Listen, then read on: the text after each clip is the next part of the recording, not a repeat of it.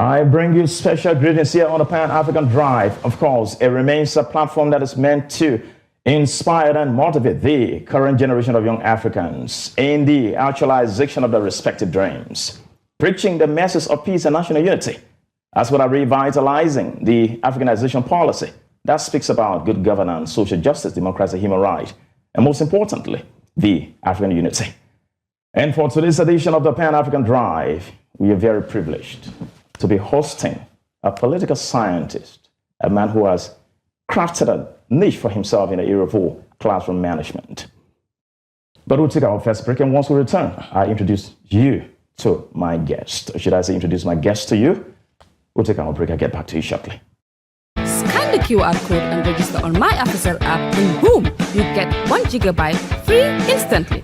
Just scan, download, register, and enjoy. Check your balance, browse bundles, send and receive money instantly, pay bills in seconds, anytime, anywhere.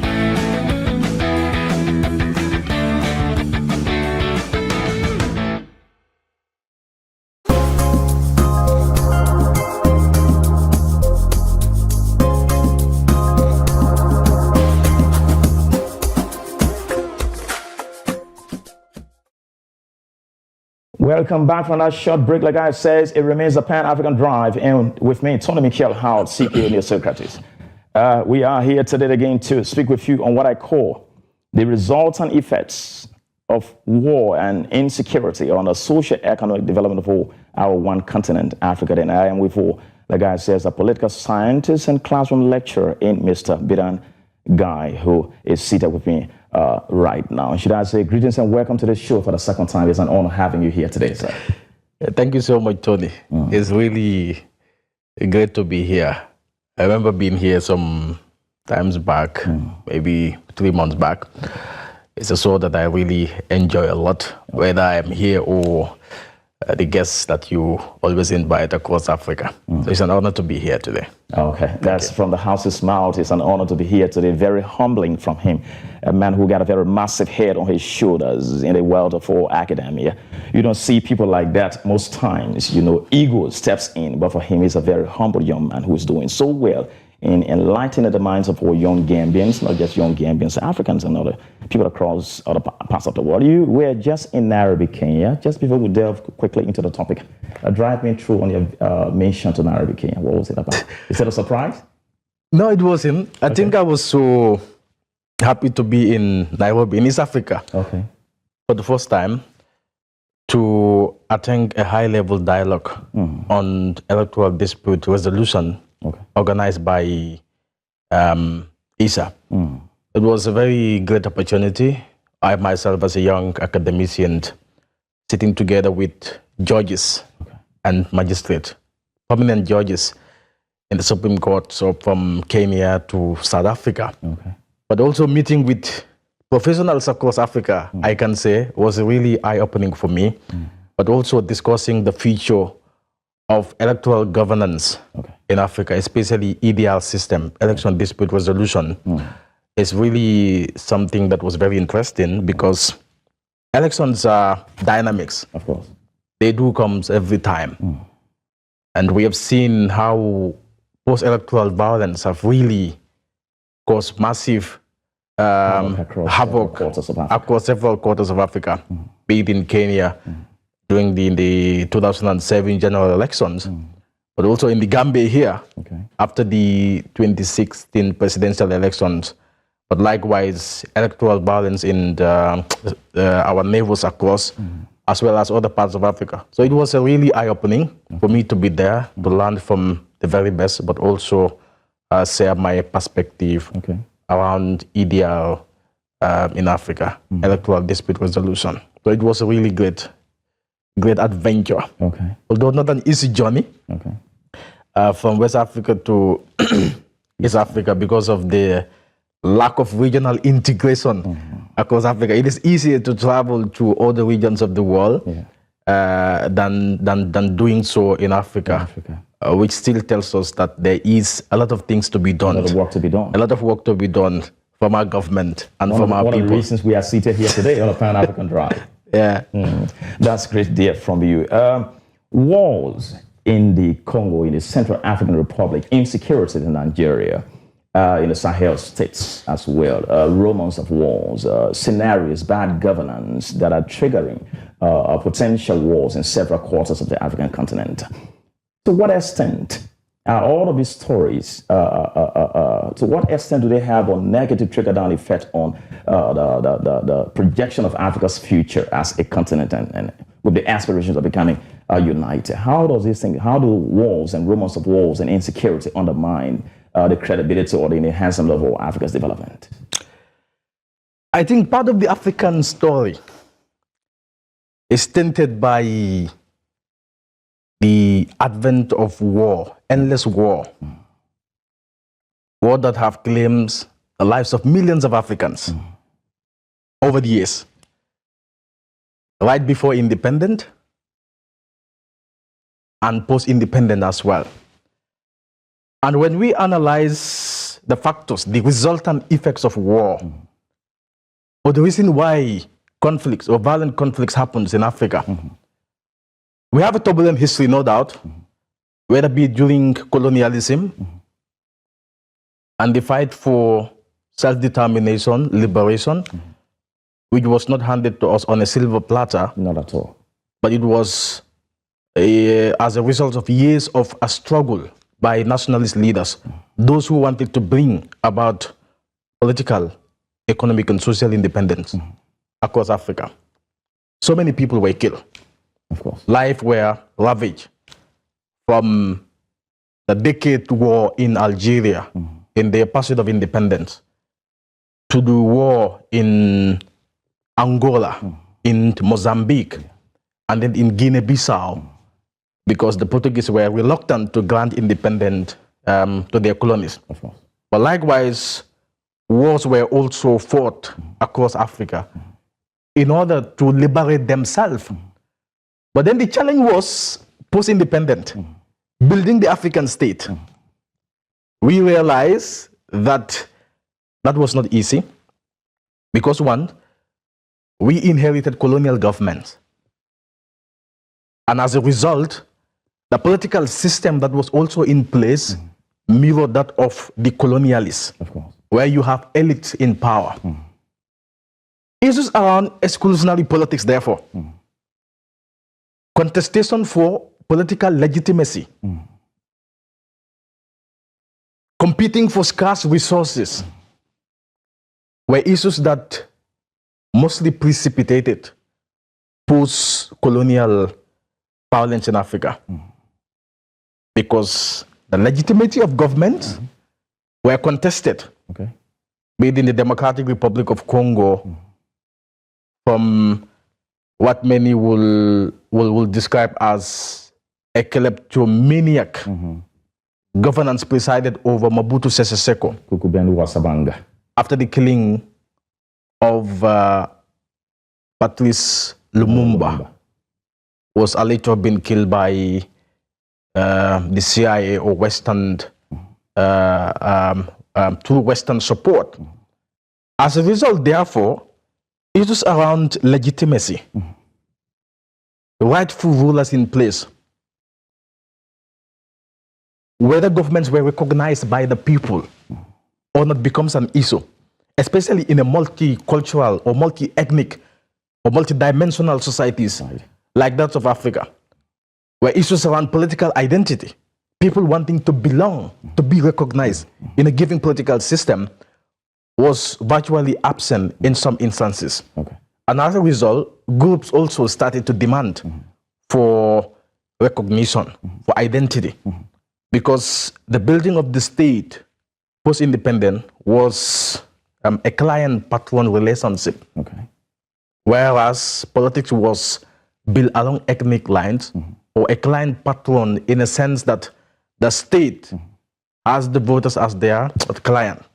And in such, they were more or less ethnic orientalist politics, meaning that those in power favors more or less the ethnic group or group that they believe they could give them political legitimacy. And therefore, contested legitimacy was a main precipitating factor of violence across the African state.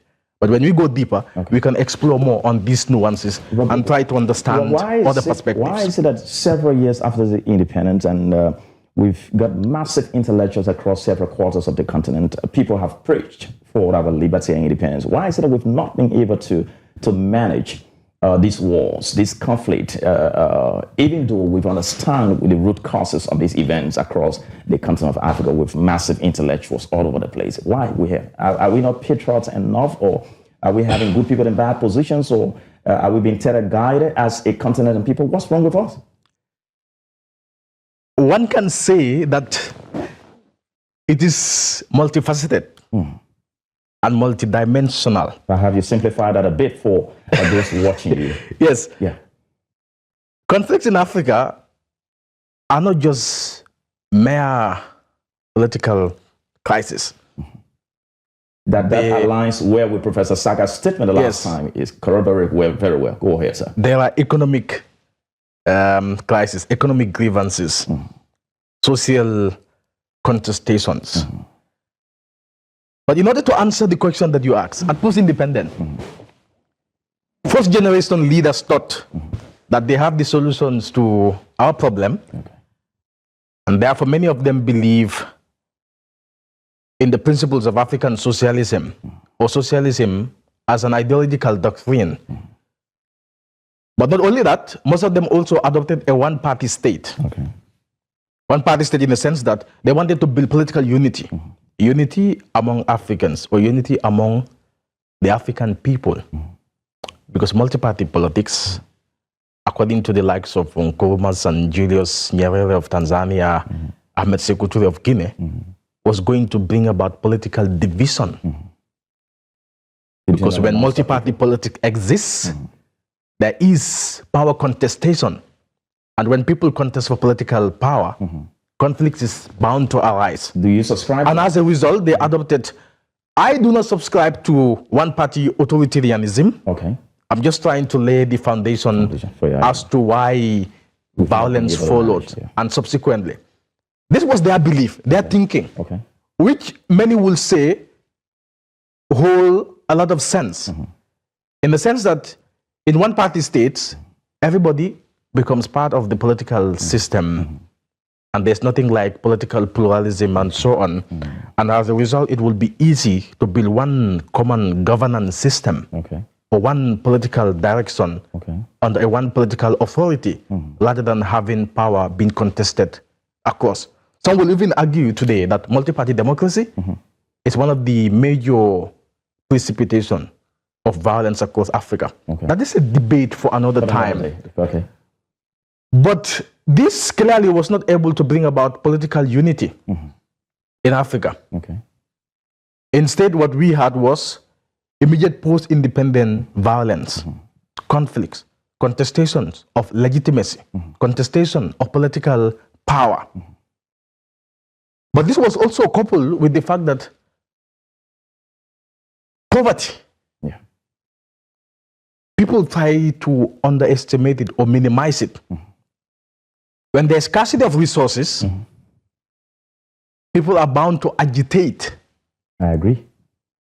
And as a result, because when you have scarcity of resources and you have different groups in existence, and also you have exclusionary politics in place, where certain individuals or certain group of societies feel disenfranchised or being marginalized, you're not giving them choice to participate in the political process, but they will do so through other means. Of course. A hungry man is an angry man. An angry man. And therefore many people, many groups resorted to violence. Many groups wanted to secede. We have seen secessionist movement as a result of exclusionary politics. The Biafra War in Nigeria is a typical example for Biafra independence. Agitating for a Biafra independence because they believe that they were excluded from the political structures. Of course. But this wasn't only peculiar to the Biafra War. We have the likes of Sudan here. We have the likes of Sudan, South Sudan, which is currently the youngest nation. We had a 1990 of Namibia out of South Africa. Namibia. And so on. In our next doorstep here, Casamas conflict has been brewing for years. Because the people of Casamance wants to have their own independence. Because when groups believe that they are being marginalized, therefore, that is a room for them to inhibit political violence. But also, not only that, what we need to understand about the post-independent African state as well, a lot will have to do with external factors and how Africa was divided. Remember the Berlin Conference of 1884, when Africa was partitioned among European powers. More like Pisa. More like Pisas. From Latarisian. And you have different ethnic groups that share the same language, the same culture. Nation states were split across. On ceremony. I was just reading before I came. When you look at Togo and Ghana, in fact, I have a Togolese friend who I was with in Nairobi, Kenya. Okay. And he was trying to explain to me how he has some of his family members in parts of Ghana, which is as a result of the demarcation of the artificial borders. Remember, Togo was a German colony at some point. But when Germany lost the Second World War, it was taken over by the French. And as a result, when Togo was partitioned, part of its speaking people were in Ghana. Senegal is a typical example. We and the Senegalese speak the same language. Of course. Some of us used to belong in the same empire, ethnic empires and ethnic compositions. And therefore, when you bring a group of people together with multi-ethnic and multicultural differences and ask them to live together, to coexist as a people, conflict is bound to arise. Because of their wants and their needs are different. And when the needs and wants of people are not addressed by government, they become conflictual in arrangements. It is a recipe for conflict. And that's why I said it is very difficult to pinpoint conflicts or violent conflicts in Africa to one confined particular phenomenon, because it doesn't exist. It is a wide range of contested issues. Okay, that's great. You are following the Pan-African Drive here on Teledar TV with me, Tony Michael Howard, and I have my guest here, Mr. Guy Biram from the UTG as a political scientist and classroom lecturer. Mr. Guy, once the walls are fought, insecurity step in, there is massive displacement of the human capital, which have negative trigger-down effect on productivity in a state. And the resources that are meant for other developments will be used to support the military or to support the war. Resources meant for agriculture. If you go to Sudan today, the food production aspects have reduced massively. Central African Republic is almost a lost nation. Nigeria today, quote-unquote giants of Africa, cannot even govern herself with insecurity massively in the northern part of the country, to an extent that the U.S. president described Nigeria as a nation of particular concern, so to speak. What can the state do in ensuring that these lapses of civil war, insecurity, is ameliorated? What can we do to reduce that? You see, development cannot be achieved when there is instability. But this book called The Lost Decade, I think that is the correct title. Africa has lost several decades of its development, or of its social, political, and economic evolution of a journey. In other words, we are behind time. We are behind time as a result of factors, historical factors, that are inevitably part of our history, of course. Slavery, for instance.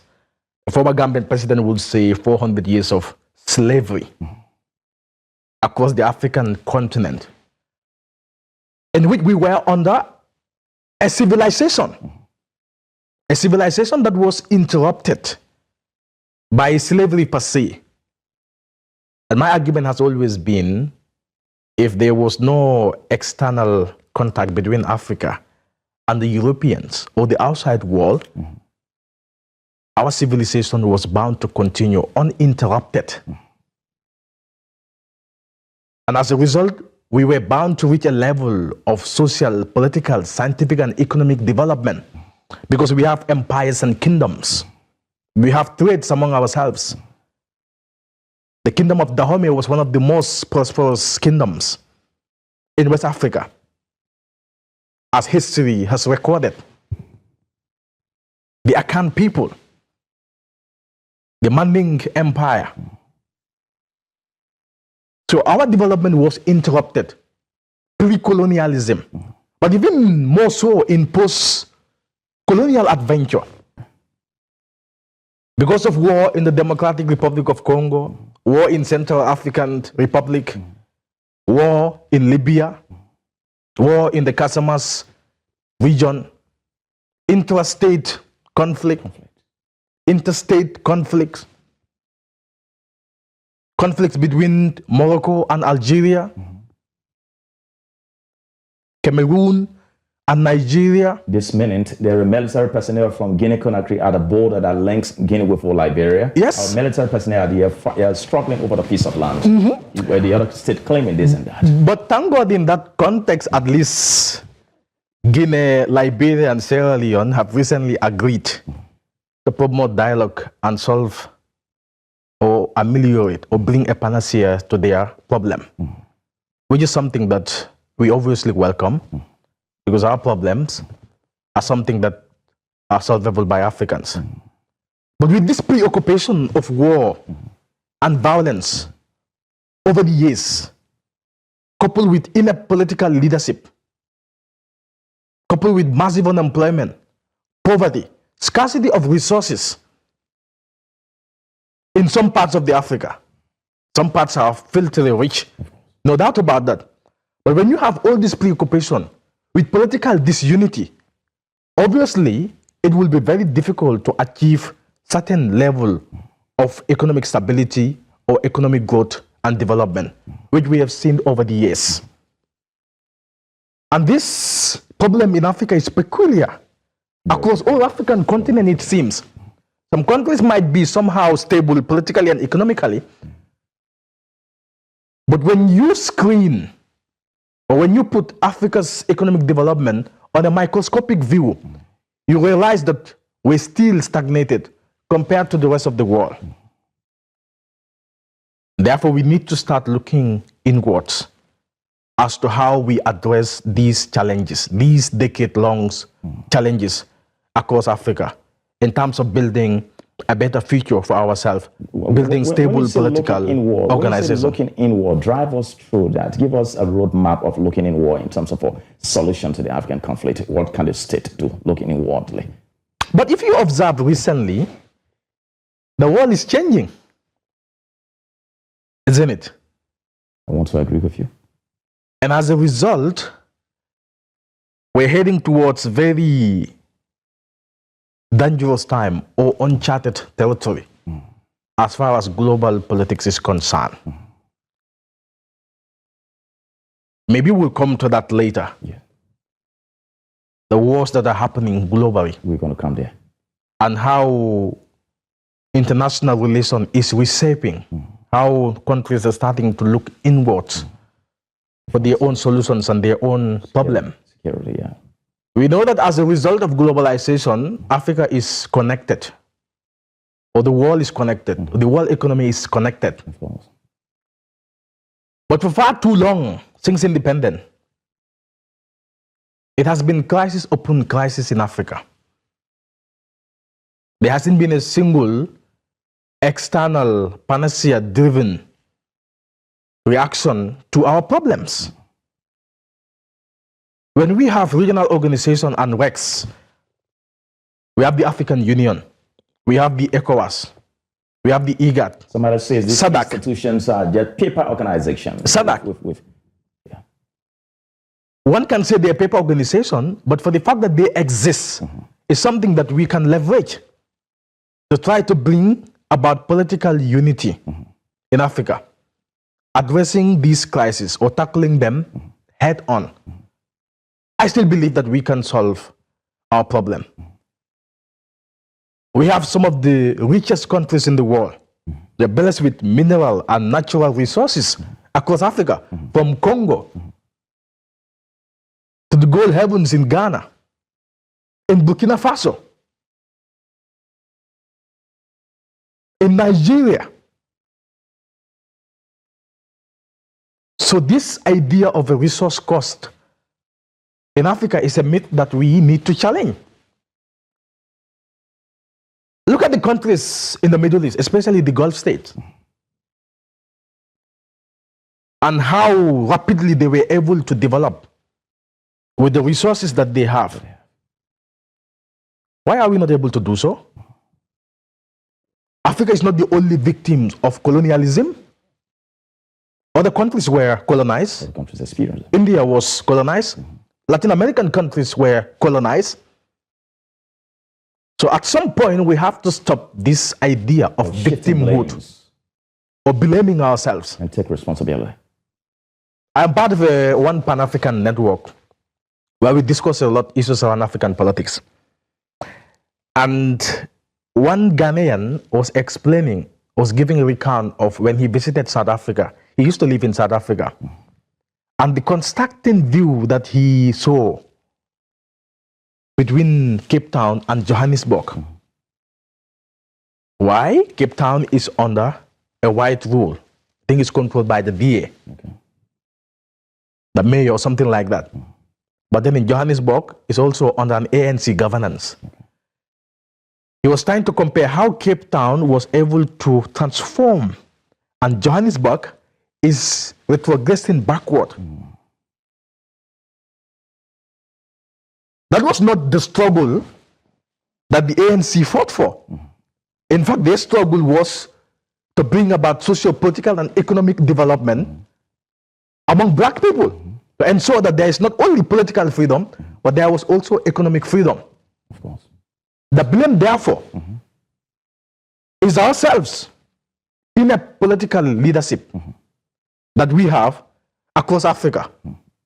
We have very, very bad leaders over the years. Mobutu Sese Seko has looted billions of African or Congolese money. At some point, he was regarded as the biggest kleptomaniac Africa has ever seen.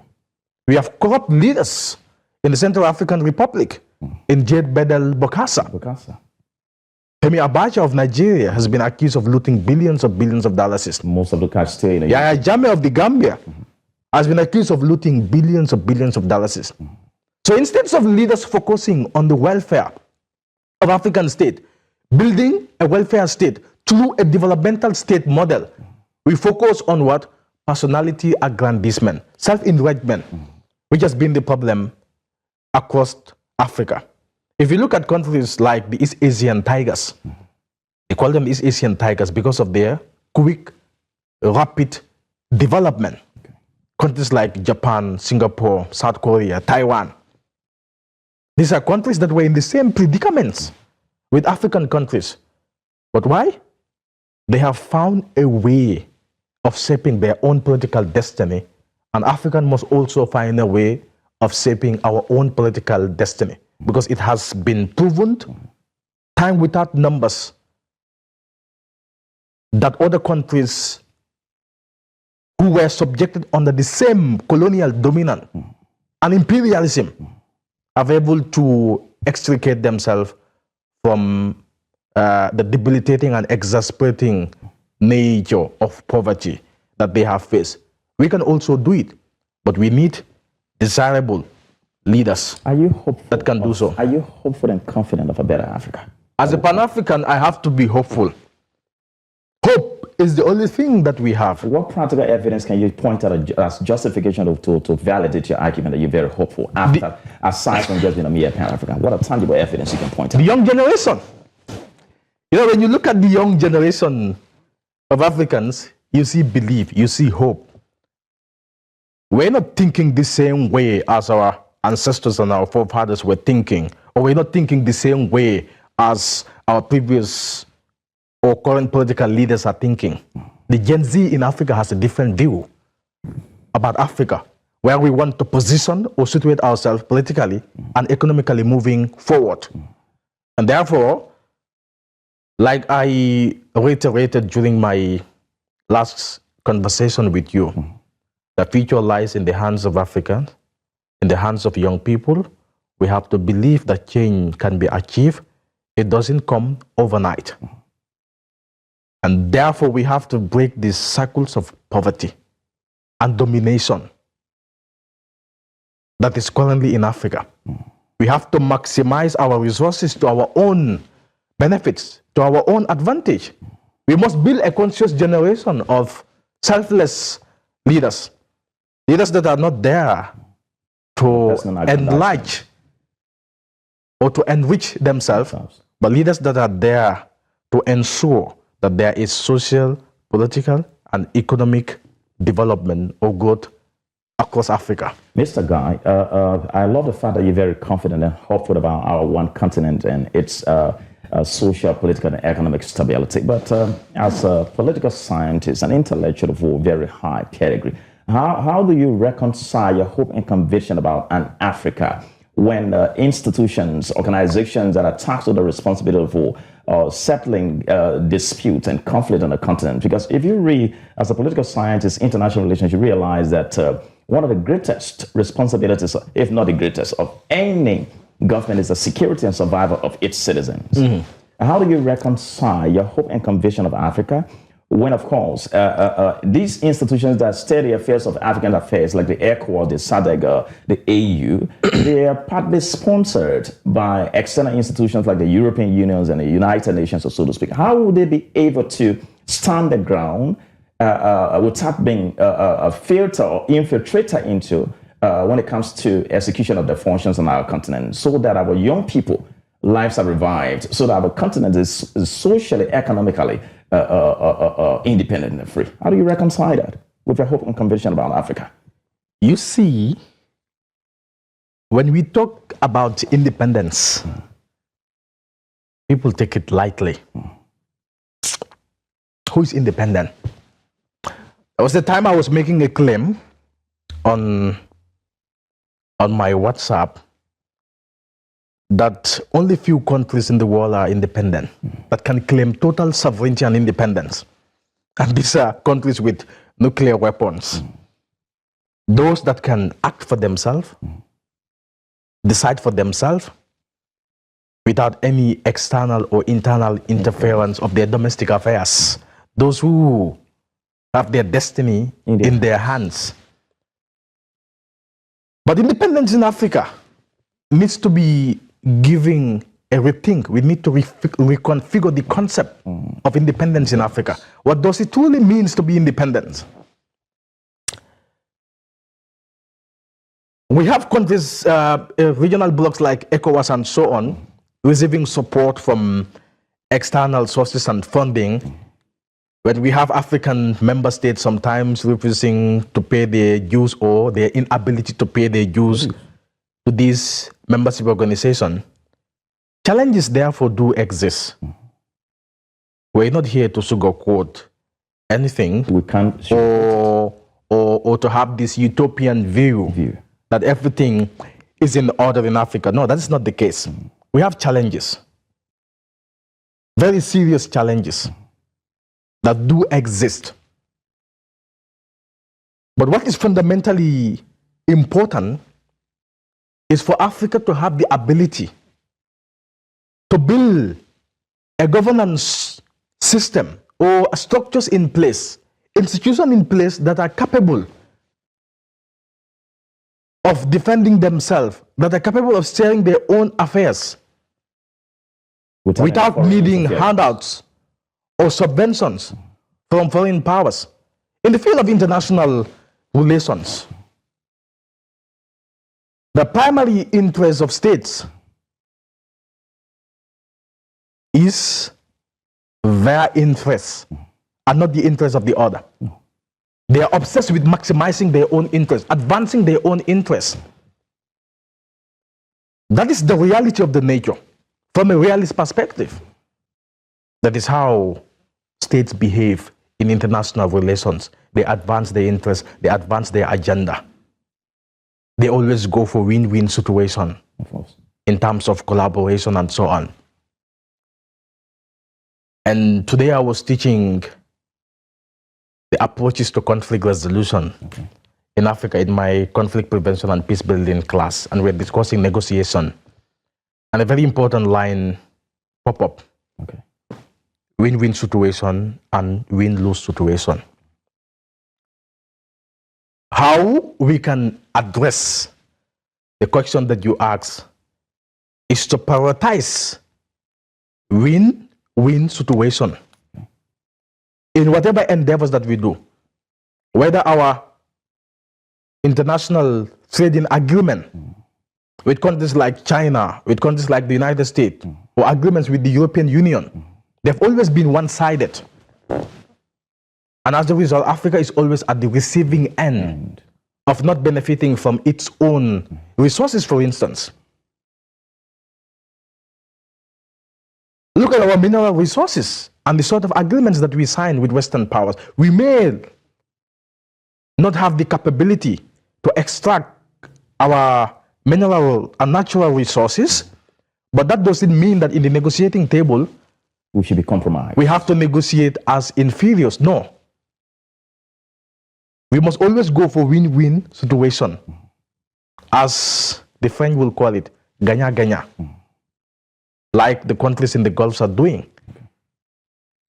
The resources of Africans must be controlled by Africans. So if we don't have access, control over our resources, it will be very difficult for us to spearhead the level of economic development that we want to advance. So economic sovereignty or economic independence in our lifetime is what we need.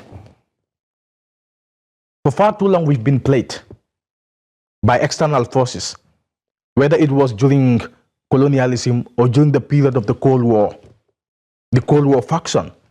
And I am afraid that we're dwelling towards very dangerous territories in that... Somebody described it as existential threat. Existential threat. Okay. And I see the era of the Cold War returning, where Africa, again, will have to be caught up between global power rivalries.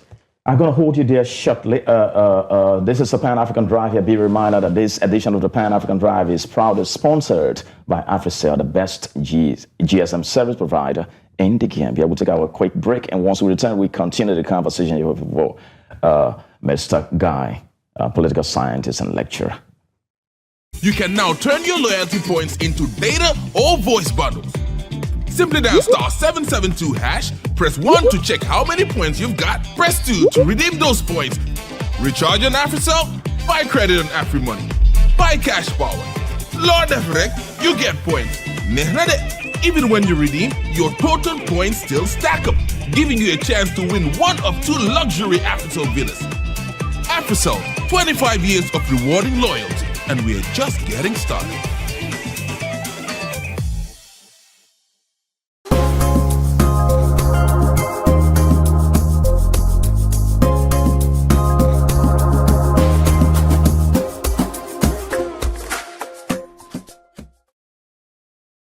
Welcome back from that short break here, and it remains the Pan-African Drive with Mr. Guy here, the political scientist with massive head on his shoulders. I hope you followed on Facebook, YouTube, TikTok, so that you tap into this young fountain of knowledge as he speaks for us on what I call the resultant effects of wars and insecurity on the socio-economic development of our one continent, Africa. Just before we took a break, you spoke of fear for Africa, that the return of the Cold War or something. Can you just re-emphasize that?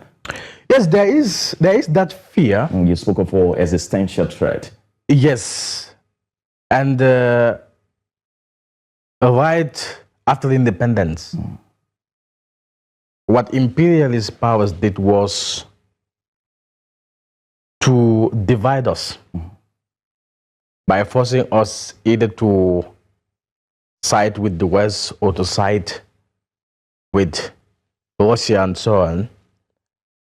But in a multipolar world, that dynamic still exists today. The dynamic where Africa has to align with one of those powers. With one of those powers. At the will and pleasure of the rest of the world. I think what we should have is internal political alignment, aligning with ourselves and understanding the leverage that we have. But global politics is changing. The dynamics is changing. There is a new form of reconfiguration whether we know it or not. America is repositioning itself. Its foreign policy is changing. We have seen the ongoing war in the Middle East, unprovoked war, an illegal war, which is not sanctioned by the United Nations, or which is not backed by any UN resolution. We have seen a situation where the government of the United States can act as a rogue state, can act without legitimate authority or without legal authority. Outside the confines of international law. The president of Venezuela, Nicolas Maduro, was arrested in his territory as the sitting president. I think I can use kidnap. Kidnap. A sitting president of a sovereign republic. We have seen the killing of the supreme leader of Iran, Ayatollah Ali Khamenei, who was killed, brutally murdered, in a US-Israeli airstrike. Scholars are calling it a war of choice. Indeed, it is a war of choice. In the middle of negotiation, Iran was attacked, and its leaders are currently being decapitated. Children have been murdered on a mass scale. Non-military facilities being destroyed, which is outside the dictates of international laws. But trying to connect it to the African phenomenon or the African agenda, what we need to focus is on the effects of the war and the economic consequences that it has for Africa. Because Africa is so dependent on the global economy. Most of the things that we import, we are not in isolation. We are interconnected. We are interconnected. And recently, starting today, that gas prices has increased, or fuel prices has increased in the Gambia. And this is not only peculiar to the Gambia. The prices are increasing. The prices are increasing. And the dangers of this war is that it could lead towards a total global economic collapse. The global economy might collapse. And then what is the alternative that Africa has prepared for itself? Is Gambia capable of feeding itself? No. The rice that we consume, a lot of it comes from outside. There is no food self-sufficiency. No food security. No food security. In most parts of Africa. Not in Nigeria, not in Ghana, not in Burkina Faso, not in Senegal, not in Mali, not in Malawi, Mozambique. The list goes on and on. Thank you. You brought us there on global politics, talking about Israel-US strike on Iran. What would be a direct interpretation of hatred for the cockroach has made it to have made the ant to vote in the infanticide, and they've all died, including the housefly that did not even vote. I repeat, hatred for the cockroach has made the ant to vote in the insecticide, and they have all died, including the housefly that did not even vote. In relation to the conflict that is going on right now. They said when America sneezes, the world catches cold. Do you agree? I did. Unfortunately, because that is the reality of global politics. The global economy rests on the shoulders of America.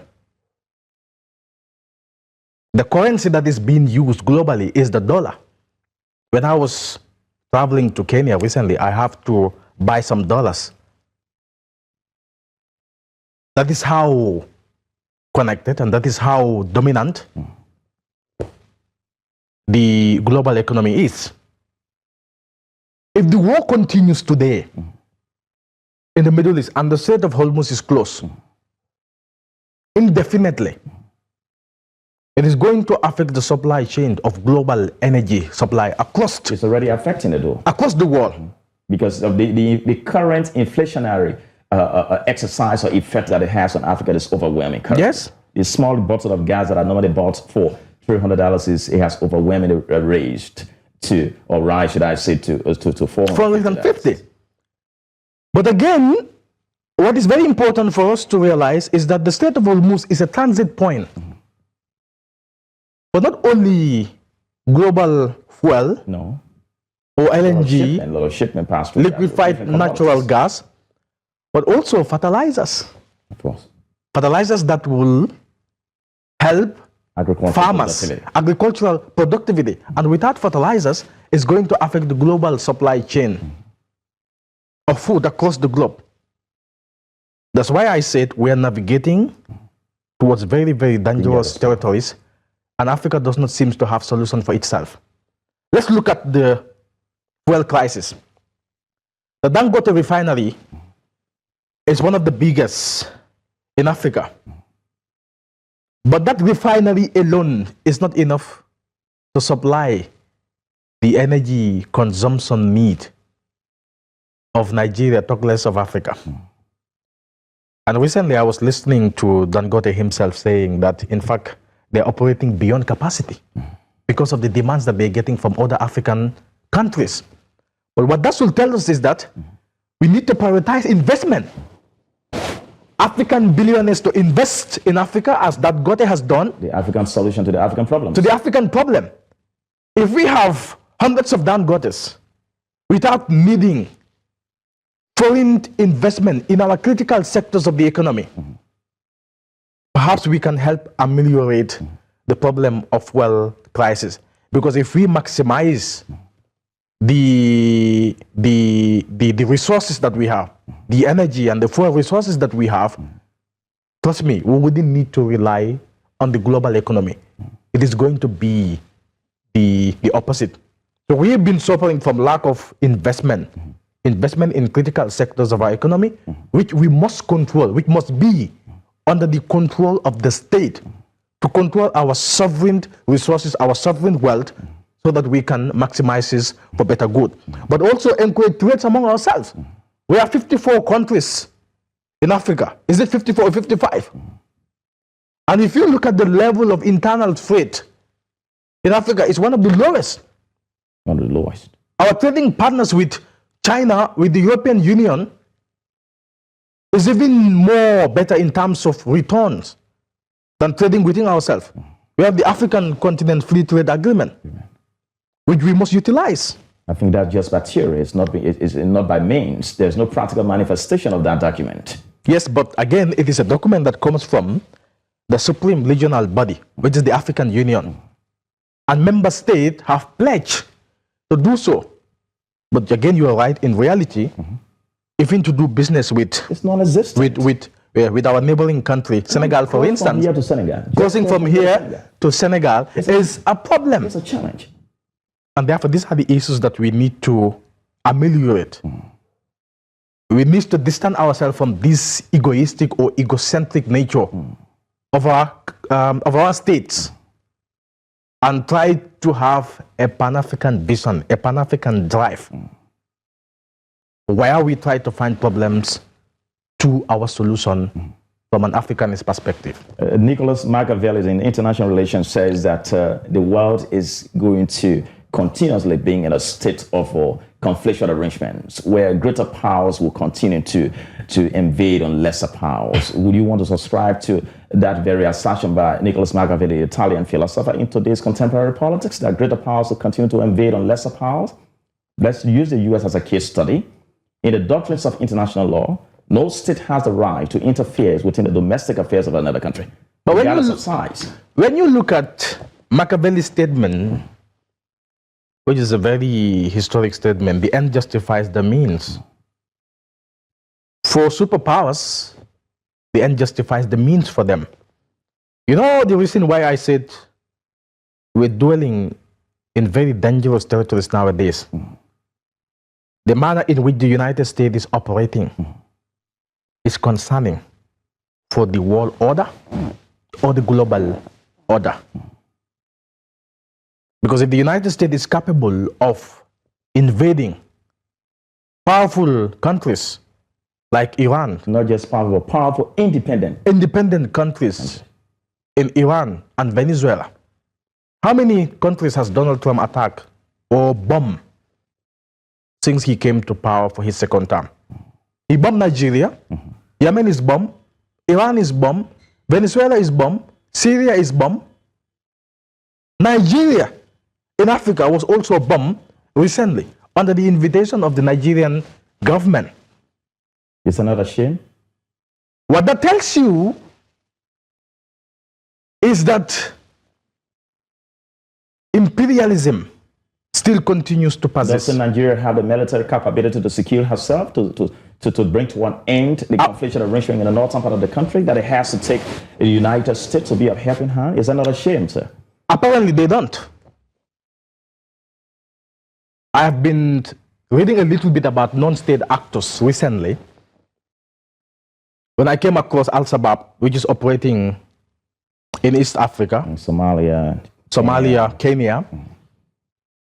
You have the M23 rebel operating in Congo, DRC, Democratic Republic of Congo, but also Boko Haram operating in Nigeria. A movement that started to fight for social justice and inequality and so on, has transformed to be one of the deadliest terror organizations in Africa, especially after the killing of its leader, Muhammad Yusuf, in 2009. Who was replaced by Abubakar Sekau, I think. Sekau was more brutal. Who sided with the Islamic State, ISIS, and therefore Boko Haram became the Islamic State of West Africa wing. But since then, it has been terror upon terror. For a country like Nigeria, with the military might that they have, extending hands to other countries, with the military powers that they have, it still baffles me as to why Nigeria is not able to resolve the crisis in northern Nigeria. And I wish that Professor Saka dwell on this subject more, because he's a security expert. We mustered about it a bit. Yes, we mustered about it a bit. So it is still a problem. There's no security independence in Africa. There's insecurity everywhere.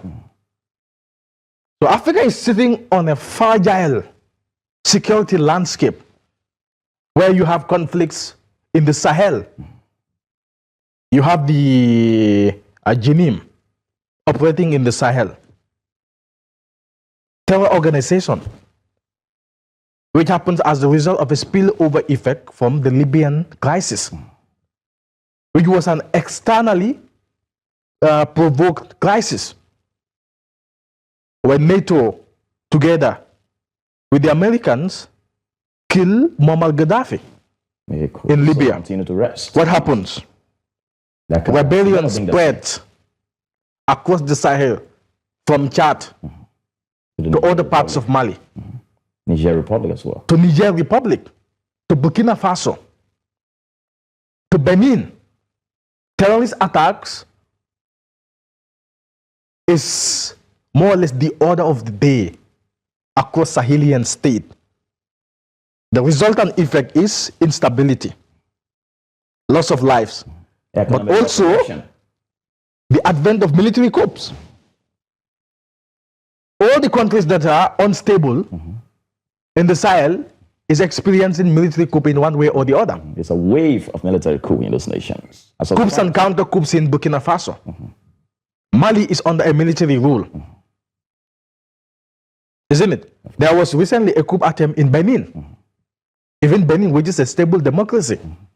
Even Chad has also experienced a military rule as well. Even Chad.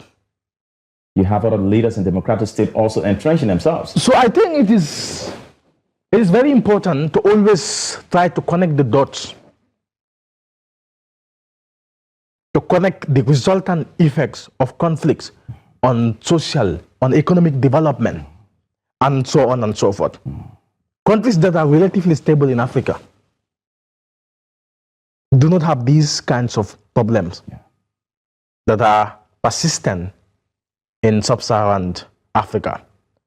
And therefore, to address the problem of conflicts, you must focus on the root causes. Do not just address the surface.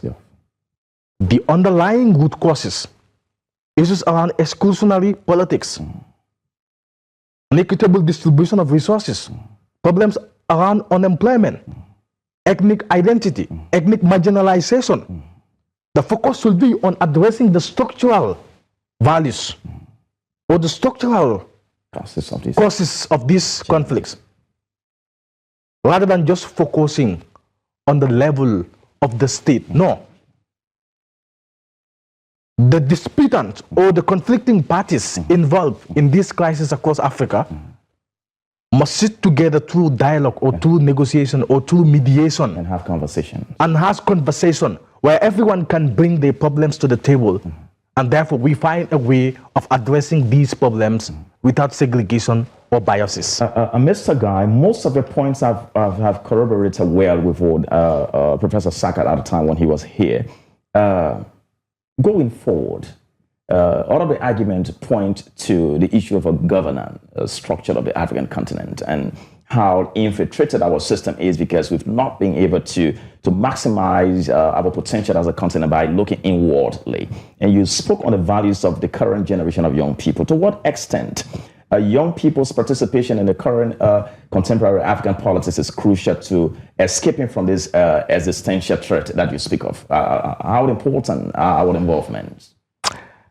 I think if we believe that the future resides in the hands of young people, I said it in my last show here, there must be a deliberate action by government to involve young people. But young people must also be willing to take part and control the destiny of Africans. We must build a vigilant youth society or a vigilant youth-led society. The oligarchs or the oligarchs have done their part. It is left to us now to rethink the future of Africa and to evaluate whether this is the life or this is the sort of political environment that we want to continue seeing. Therefore, our governments and our authorities must invest in young people, must provide employment opportunities, must invest in the critical sectors of our economics by inviting foreign direct investment, yes, but also investing heavily on our human capital development. It makes no sense that our young people are dying at sea in quest for a better through irregular migration in search of a better life, losing thousands, hundreds of thousands of African youths in the Mediterranean, dying in the desert. That is not the dream that was foreseen by our Pan-African leaders. Not at all. When Marcus Garvey was asking the question of where's the black man king, where's the black man kingdom, and he points to Ethiopia, the lands of origin, the cradle of humanity, and he sees Haile Selassie as the king. The individual is insignificant, but what he was pointing to is to propagate a black identity. For Africans to build a consciousness among themselves,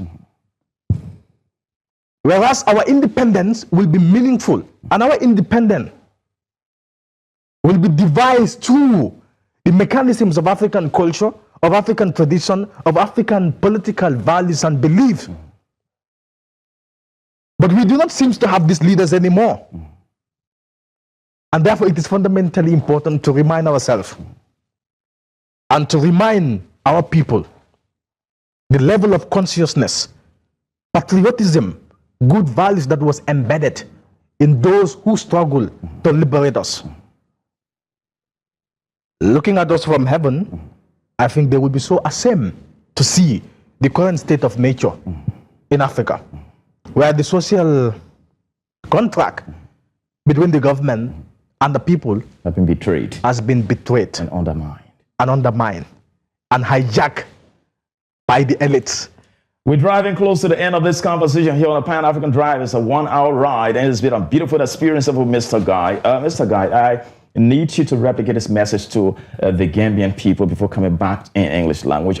Speak to the leadership of this country, speak to the leadership for the region, speak to the leadership of the African continent on ways forward in escaping from this state of conflictual arrangements where lives are lost, properties are destroyed, our various economies have been dilapidated, broken into pieces, with little or no hope for the continent. What do you have to say to the leadership of not just your country, but the rest of Africa? But start with the Gambia and your favorite language. Not an attack, but an issue. Discuss the issue and not an attack. Where do you think we can improve to become better? In Wolof or Mandinka, whatever you're comfortable.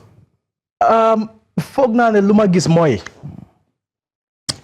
Africa daal wala Gambia réew bi su baaxee ñun ñëpp la baaxal te réew lu koy sampa du fitna du coow du xeex réew boo gis mu am xeex tey xamal ne dafa dellu ginnaaw lu ñu war a def mooy jéem a xool naka la ñuy liggéeyee ñu ni neen suñ biir surtout réewi africain yi naka lañ mun a booloo fexe ba fitna bu nekk ci Afrika ñu génnee ko fi ndóol bu nekk Afrika ñu génnee ko fi because yàlla may nañu koom-koom alal bu nga xam ne suñ ko jaaralee yoon liñ ci bëgg a am dinañ ko am pétrole mu ngi fi diamond mu ngi fi gold mu ngi fi bépp xeeti mbir bu nga xam ne loolu la àdduna soxla pour dem tey Afrique am na ko kon luñ soxla rek mooy ñu gën a jub suñ njiit yi tamit gën a dëggu dafa am solo si njiit xam ne toogaluñ fa seen bopp pour toogaluñ foofu noonu pour seen bopp waaye askan wi lañ fa toogal kon suñ fexee foog naa ba am mbir yi le luñ bëgg am Afrique dinañ ko am te ba fexe gis ne ndaw yi maanaam suñ ndawi réew yi ndawi Afrique foog ñu gëm ne foog ñu def seen xel ne Afrique su baaxee ñun ñooy ñu koy baaxal su bonee tamit ñun ñooy ñu koy bonal. Replicate this message for the leadership of the African continent and for the entire population and how we can be able to escape from this existential threat and become a unifying force to sit on the same table of other civilizations and dine and wine. I think when we talk about independence in Africa, we must only mean it to the fullest. Independent in every aspect, socially, politically, and economically, owning our destiny. Whether it is in West Africa, in East Africa, in Southern Africa, or in Central Africa. But also, above all, what is fundamentally important is African unity, uniting, seeing ourselves as one people, one country, rather than seeing ourselves in the myopic views of our nation states. No. Africa is greater than that. Africa is greater than individual countries or individual nations. Because we share common origin, common ancestry. And therefore, we deserve to share a common destiny. If our leaders truly believe in African integration and African emancipation, I think we can achieve it. Thank you so dearly much. It has been a very beautiful experience of Mr. Guy. We're always going to bring him on this platform once we have something to pick up from him. Is with me, Tony Michael Howard. And I say to you, one of the truest attributes of integrity is its blunt refusal to be compromised. And those who are obsessed with titles are limited in impact. Leadership is not about the titles you wear. It's about the values you bear. Keep that in mind as young people tax the responsibility of changing the negative paradigm shift of our one continent. Be strong, wake up from your state of dormancy and take your own destiny in your hands. Those were the words of Mr. Bidan Guide, a political scientist and lecturer from the University of the Gambia who has achieved massively in the area of academia. Here is Mr. Pan-African Drive with me, Tony Michael Howard. Those of you watching us in Nigeria, in the western part of the country, that say to you in Yoruba language, to the eastern part of the country, dominant the Igbos, I say to you, one name the number Ikaraka Ijieme Chuku Abiyama, Amama Amasi Ushimilia Tata Ekueme Chuku Okike, Odoku Akataka, strengthening all of you wherever you are under the sound of my voice. To the northern part of the country that is dominantly Islamic, I say to you, Assalamu alaikum wa rahmatullahi wa barakatuh. To my Liberian people in Pena, I say to you, Kasai Adama Kapla from Kanga Gio too. Sierra Leone people, then I say to you, Unakushio. to East African people in Kiswahili, I say to you, Jumbo Jumbo, Kung Futanyo Zangu, Mwalimu Judas Kambarage Nyerere says, follow my footsteps in terms of the Pan-Africanization policy, Kung Futanyo Zangu. Asante sana, thanks so dearly much to Botswana people in Sesona, I say to you, readable hell about Langton Jaha, who the Southern African people in the KwaZulu-Natal language, I say to you, Sanim Donani Mzanzi, yeah, Nimbingelela. To the Gambian people, I say to you, Jerejef, the Malamuna Fati, the Malamusa Fatise Adonabi too. French-speaking nations, I say to you, merci de nous supporter. This is a Pan-African Drive, a platform meant to unite. Should I say build bridges between the continent of Africa. See you some other time. If you like, follow us on Facebook, YouTube, TikTok, and Instagram. Bye-bye. We've got fantastic new social media bundles just for you. Here are your options. 50 megabytes for $10 is valid for 1 day. Enjoy 400 megabytes for $40, valid for 7 days. Get a massive 1,200 megabytes for $100 is only, valid for 7 days. Simply dial *120# and press 3 to pick the social media bundle that suits you best. Subscribe now. Why settle for one when you can talk with two?